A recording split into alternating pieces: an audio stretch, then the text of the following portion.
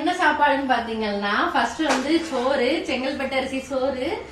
எங்க ஊர்ல வந்து நிறைய பேர் பொன்னி அரிசி சாப்பிட மாட்டாங்க. சென்னையில இருக்கவங்க வந்து சின்ன அரிசி நிறைய பேர் சாப்பிடுவாங்க. ஆனா எங்க ஊர்ல வந்து செங்கல்பட்டு அரிசி தான் மோஸ்டா சாப்பிடுவாங்க. ஆனா சென்னையில இருந்து எங்க ஊருக்கு வரவங்களுக்கு செங்கல்பட்டு அரிசி பிடிக்காதுன்னா செமைக்காது அது மாதிரி சொல்லுவாங்க. அதனாலே நிறைய பேர் சாப்பிட மாட்டாங்க. எங்களுக்கு செங்கல்பட்டு அரிசி ரொம்ப பிடிக்கும்.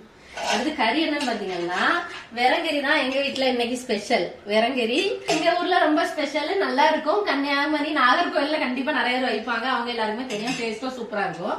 அப்புறம் கூட்டு என்னன்னு பாத்தீங்கன்னா வாழைப்பூ கூட்டு, வாழைப்பூ தோரன். ரொம்ப ஹெல்த்தியும் கூட, ரொம்ப டேஸ்டா இருக்கும், சூப்பரா இருக்கும். எனக்கு ரொம்ப பிடிக்கும், நான் கண்டிப்பா நல்லா சாப்பிடுவேன். அதுக்கப்புறமா இன்னைக்கு விரங்கறிக்கு பெஸ்ட் சைட் டிஷ்னா அது பாவக்காய் ஃப்ரை தான்.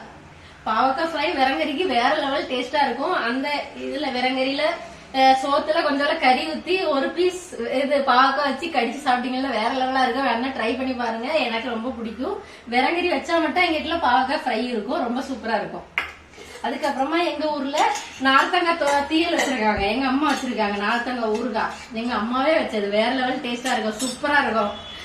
ரொம்ப கசக்கவும் செய்யாது, ரொம்ப புளிக்கவும் செய்யாது, சூப்பரா இருக்கும், கரெக்டா இருக்கும். இதுவும் வந்து நம்ம அந்த கொஞ்சம் சோறு கறி எடுத்து இதுவும் கொஞ்சம் எடுத்து வச்சு சாப்பிட்டா வேற லெவல் டேஸ்டா இருக்கும்.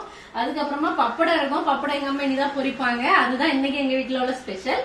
அதுக்கப்புறமா பசும்பால் பாருங்க, பால் ஆனா இப்படி சூம்ல பாத்தீங்கன்னா அது ஓட தண்ணி, சரியா? இது பால் ஆனா ஓட தண்ணின்னு கூட சொல்லலாம். பால் வந்து இங்க நிறைய பேர் மோஸ்டா கொடுக்கும்போது ஓட தண்ணி மாதிரி தான் கொடுக்குறாங்க. வண்டியில இருந்து கொண்டு வரது எல்லாமே ரொம்ப தண்ணி ஊத்தி தான் பால் கொடுக்குறாங்க, பசும்பால்.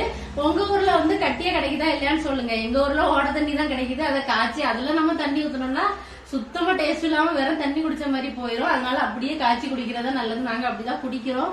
உங்களுக்கு பசும்பால் கட்டியா கிடைக்குதா இல்ல தண்ணி ஊத்தி கொடுக்குறாங்களா இல்லையான்னு கமெண்ட்ல சொல்லிட்டு போங்க. இதுதான் இன்னைக்கு எங்க வீட்டுலோட ஸ்பெஷல். உங்களுக்கு இந்த சாப்பாடுல என்ன சாப்பாடு பிடிக்கும்னு சொல்லி கமெண்ட் பண்ணுங்க. அப்படியே உங்க வீட்டுல என்ன சாப்பாடுன்னு சொல்லிட்டு என்னோட ஷேர் பண்ணுங்க. இதான் எங்க வீட்டு ஸ்பெஷல். பாய்.